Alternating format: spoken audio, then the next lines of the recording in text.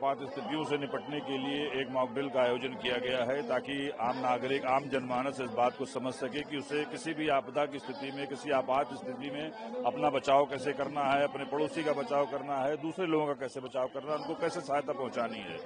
इन सभी चीजों को लेकर के पूरे देश में मॉक ड्रिल होनी है। उसी के क्रम में कल लखनऊ में भी ये mock drill police line ground में ही होनी है। आज उसकी तैयारियां सिविल डिफेंस के माध्यम से हमारा पुलिस प्रशासन और जिला प्रशासन मिल करके इसको आयोजित करा रहा है, ताकि हम पूरी जनता को ये मैसेज दे सकें और उनको ये बता सकें कि किस तरह से आप अपना किसी आपात स्थिति में बचाव कर सकते हैं। सर, मेरा नाम जेठाराम है। मैं विनायक छात्रावास का हॉस्टल वार्डन हूँ।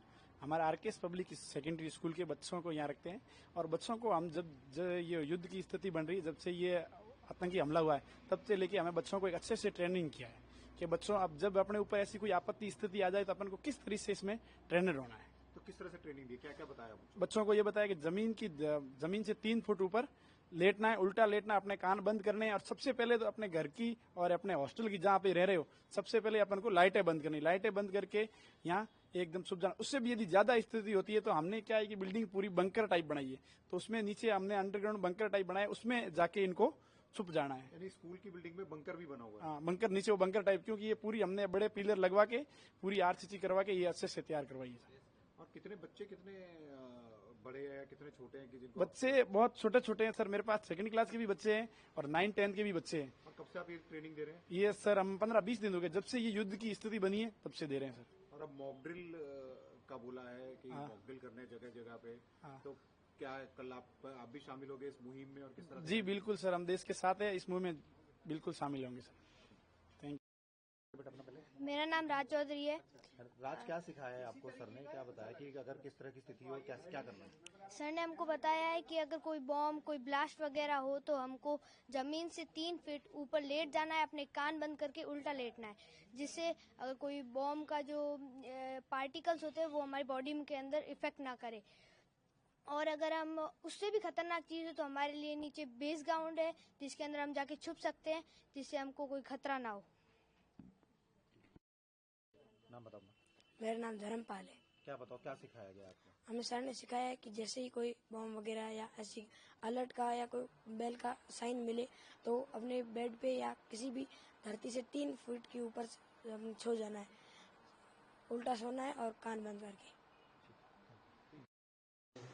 आपका नाम क्या है? विशाली कुमारी। विशाली, अभी आज क्या सिखाया गया है टीचर्स की तरफ से? सर जी ने हमें सिखाया है जैसे कि फायरिंग होगी, हमें जहाँ हम स्कूल में हैं फटाफट डेस्क के नीचे लेट जाना है और टेबल के नीचे लेट जाना है और घर पे कहीं भी मोर्चे में चले जाना है। अच्छा, और जिस तरह से और भी कहीं सेफ जगह पे क्रॉल करके जाना, वो भी सिखाया गया? Yes sir.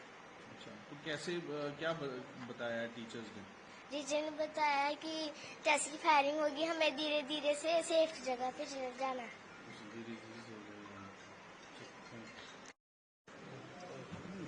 आपका नाम क्या? जानवी स्कोलिया। जानवी, अभी क्या सिखाया गया है स्कूल में? सर ने कहा जब भी इधर फायरिंग होएगी डेस्क के नीचे फटाफट लेट जाना है, घर में जहाँ कोई मोर्चे हैं तो उधर भी छुप जाना है। और क्या बोला कि क्रॉल करके ही जाना, खड़े होके नहीं जाना? नो, तो सर ने कहा लेट के ना तो धीरे धीरे ना छुप जाना है। कोई जो जगह जो सेफ हो वहाँ जाना? हाँ। और क्या खुले में नहीं रहना है ना?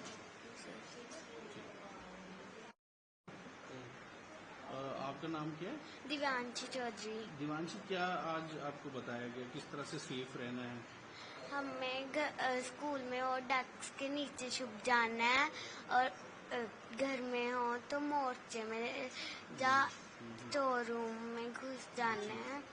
मतलब खुले में नहीं जाना, ओपन में नहीं जाना, मतलब किसी ऐसी जगह रहना है जहाँ ऊपर छत हो, है ना? और सर जी ने हमें सिखाया है कि जब फायरिंग स्टार्ट होनी है तो एक आवाज आनी है, सायरन की आवाज आनी है, इसलिए हमने धीरे धीरे चल के अपने सेफ जगह में चले जाना है। Thank you. आपका नाम क्या सर? मैं रघुवीर सिंह, पूर्व सरपंच यहाँ पंचायत चंदिया से। क्या आज मॉक ड्रिल कराई गई सर यहाँ पर?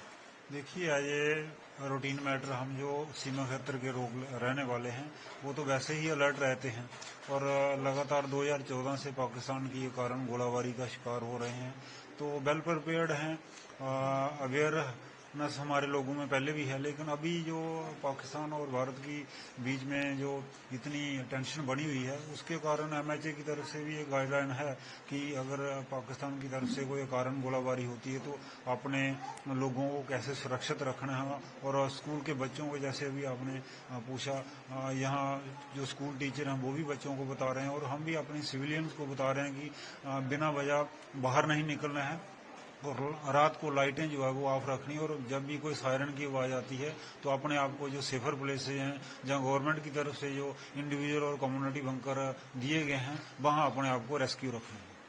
काफी मैंने देखा ये छोटे बच्चे हैं, इनको समझाना बहुत जरूरी है क्योंकि बिल्कुल बिल्कुल, ये जो बच्चे हैं ये अपने घर में जाके पेरेंट्स को भी बताएंगे और साथ ही साथ एक अवेयरनेस का जो कार्यक्रम है वो अभी चल रहा है, सभी गांव में चल रहा है और हम भी अपने लोगों को यही गाइड कर रहे हैं कि अगर पाकिस्तान की तरफ से कोई कारण गोलाबारी होती है तो कैसे अपने आप को सुरक्षित रखना है। वैसे तो हम सीमा क्षेत्र के लोग रहने वाले हैं, हमेशा अलर्ट रहते हैं, लेकिन फिर भी अभी जो रिसेंट टेंशन बनी हुई है उसके चलते हमें और ज़्यादा अवेयर होना पड़ेगा और ताकि किसी किस्म की जो कैजुअलिटी है उससे बचा जा सके।